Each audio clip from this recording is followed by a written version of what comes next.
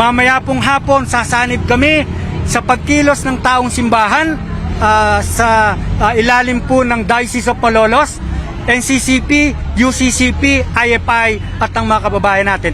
Sa darating pong September 21, kasama po ang mga magsasaka, ang mga mangisda at mga Bulakenyo doon sa Luneta upang nang sa gayon malakas na irehistro, tama na, sobra na, ikulong ang mandarambong at magnanakaw. At hindi po matatapos sa September 2021. 21, desidido po kami na patuloy na kumilos Luzon, Visayas at Mindanao upang managot ang may kinalaman sa pandarambong at pagnanakaw. At siyempre kasama po yung mga kontraktor, yung mga engineer, kasama si former DPWH Secretary Manny Bonoan.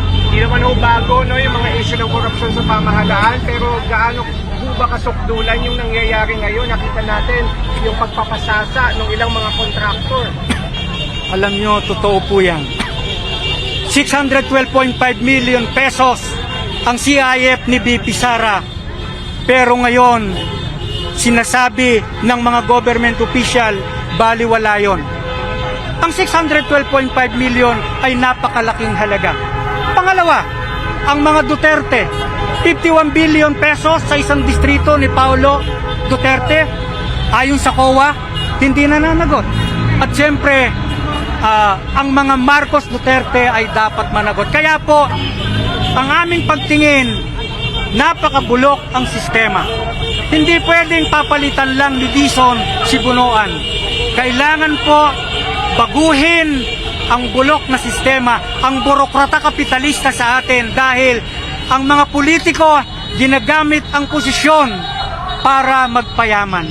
Kailangan po wakasan na rin ang political dynasty. At ulitin ko po, mahalaga ang pagkilos ng taong bayan dahil naniniwala kami na sa lakas ng masa, mamamayang Pilipino ang mapagpasya upang mawakasan ang pagnanakaw, ang pandarambong sa ating bayan.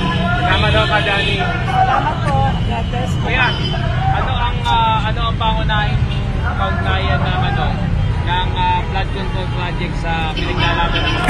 Malaki po. Una, pagbaba ng pagkain, partikular sa palay. Sinabi na po ng PSA, 15% ang nadi-decrease sa mga ghost flood control project at mga farm to market road. Kung kulang ang ani ng magsasaka, gutom kami at gutom din ang ating mga kababayan. Kaya mahalaga na yung mga infrastructure project ay dapat totoong gawin, hindi substandard, hindi ghost. Dahil alam niyo po hanggang ngayon, baha pa sa bahagi ng Kalumpit at ng Hagonoy, kasama po sa unang distrito ng lalawigan ng Bulacan. Sa Piel, Barangay Piel, sa Baliwag, nakita natin 55 million ghost project. Kaya mahalaga, managot sila Diskaya at iba pang mga kontraktor. Pero gusto kong linawin, kailangang matigil ang nangyayari sa atin na burokrata kapitalista dahil ang budget pinupropose, inihahanda ng DBM at ng Malacanang. Kaya napakahalaga, Marcos Jr., hari ng korupsyon, itakwil ang panawagan po ng KMP at ng taong bayan. Kaya nananawagan po kami sa mga kababayang Bulakenyo at mga kababayan sa buong bansa.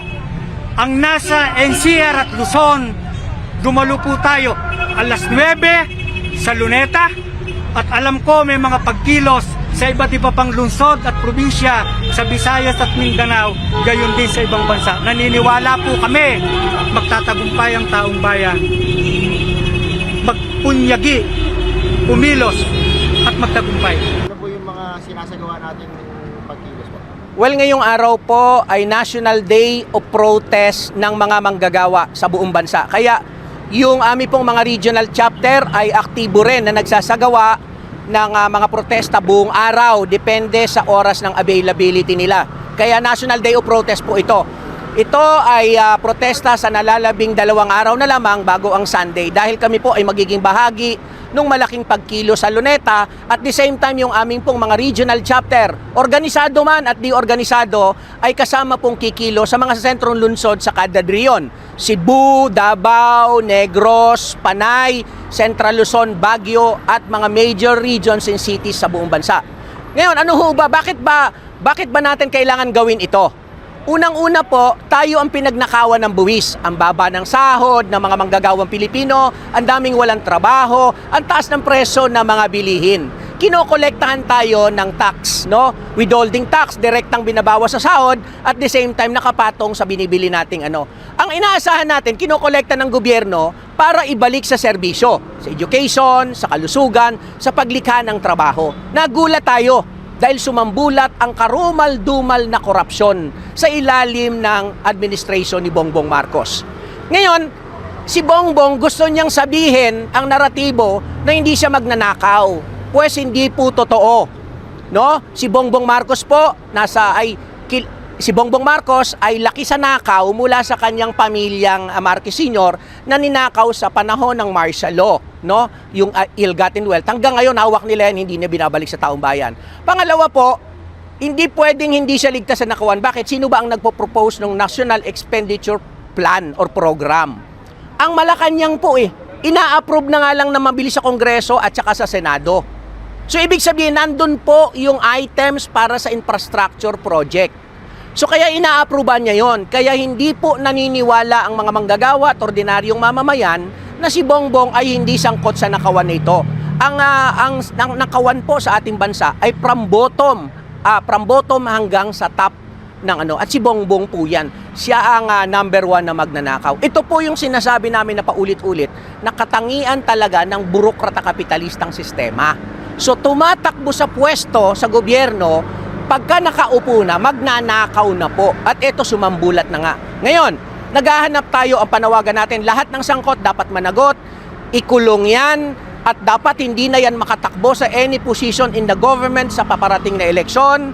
At dapat po, mahalaga, isaoli sa taong bayan ang lahat ng pera na ninakaw. At ilaan yan sa serbisyo. So, yan po ang panawagan. Kaya yung mga hearing sa Kongreso, sa Senado, hindi po yan ang magbibigay ng accountability sa atin. Yan ay political maneuver ni Marcos para wag i-connect ang hearing na siya ang punong magnanakaw, no? Both House and Senate.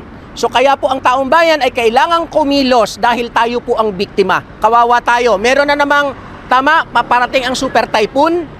'Di ba? Hindi pala, sana wag naman maglandfall.